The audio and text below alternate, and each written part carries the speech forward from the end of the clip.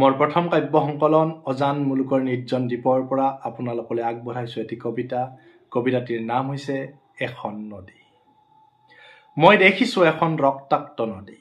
সেই নদীৰ দুয়ো পাৰত দেখিছো দুখন ভিন্ন ছবি। এটি পাৰত আপোনজনক হেৰুৱাৰ কৰুণাৰ্তনাদ, আনটো পাৰত নৰপিশাচৰ হৰ্ষোল্লাস। সেই নদীৰ বুকুত উটি যোৱা দেখিছো ধৰ্ষিতা নাৰীৰ লজ্জা নিবাৰণৰ শেষ বস্ত্ৰ। আপুনি বা মই চাইছনে এই নদীৰ আদি আৰু অন্তকত, অথবা চাইছনে কেতিয়াবা অতীত বুৰঞ্জীৰ পাত লুটিয়াই? এই নদী উপত্যকাৰ য'ত লুকাই আছে বাই ভনী ককাই ভাই অথবা আপোনজনৰ কৰুণ ইতিহাস।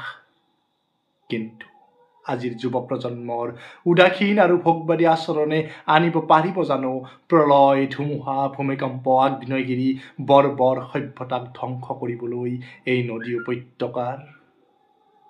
ধন্যবাদ।